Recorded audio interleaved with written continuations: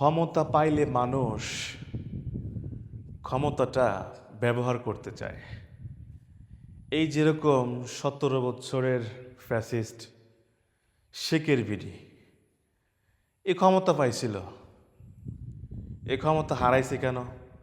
এদেশের মানুষ হয়তো এই বিষয়টাতে সবে অবগত আছে, কারণ অতিরিক্ত আমার আল্লাহ পছন্দ করে না।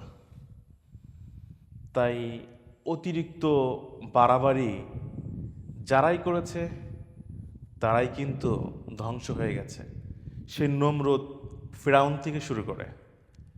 তাই বিশেষ করে আমার এই বাংলাদেশের ক্ষমতাশীল ব্যক্তি যারা রয়েছে, স্ক্রিনে আপনাদের মাঝে তুলে ধরলাম দুটি ফটো। এই দুটি লোক বর্তমান সময়ে যা করতাছে রে ভাই, এটা কখনোই কোনো সময় মানে দেখার জন্য যে অপেক্ষা করতে হবে বা দেখবো আমরা, এটা কখনো কল্পনা করতে পারি নাই। কেন কল্পনা করতে পারি নাই? এই দুটোর দল মত সব কিছু চেঞ্জ করে, সব কিছু ছেড়ে দিয়ে এসে অন্যর দলের পাশ আইটা একটু আধটু ক্ষমতা পাইছে, একটু আধটু পজিশন দিছে, আর তারা এমন এমন কথা বলতেছে পূর্বের ইতিহাস ভুলে গেছে মাগার। এরা জানে না যে অতিরিক্ত বাড়াবাড়ির ফল কিন্তু ভালো না, কারণ আল্লাহ রাব্বুল আলামিন অতিরিক্ত বাড়াবাড়িকে পছন্দ করে না।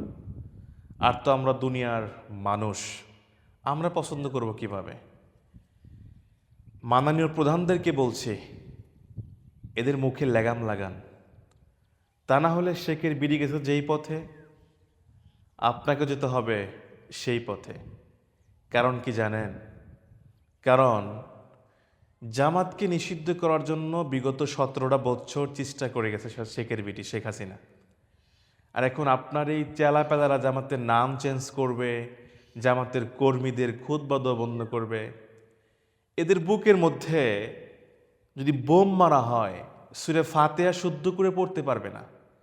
আর তারাই আমির হামজার সমালোচনা করে, তারাই আমির হামজাকে নিয়ে কথা বলে। কি বলবো আর, বলার ভাষা নাই এদেরকে। ওদের দুজনের জন্য বিশেষ করে সকলে আল্লাহর কাছে হিদায়েত চান। ওরা আগে ছিল কি আর এখন হয়েছে কি, এখন হয়ে সব কিছু ভুলে গেছে। ওদের পায়ের নিচে যে মাটি আছে ওরা এটাই মনে করে না, মনে করে যে ওরা আকাশ দিয়ে ঘুরতেছে। তো একটা জিনিস মনে রাখো, যতই তোমরা উল্টাপাল্টা কথা কও, যতই তোমরা জামাতকে দমিয়ে রাখার চেষ্টা করো, জামাত কিন্তু পুঁটি মাছ না। এই 17টা বছর চ্যালেঞ্জ করে আওয়ামী লীগের সাথে টেক্কা দিয়ে চলছে। আর তোমরা তো মাগার কোথায় ছিলা সেটা জনগণ খুব ভালো করে জানে। এটার এখানে না বললাম, বললে আমার চাকরি থাকবে না। কথা কি বুঝে আসছে?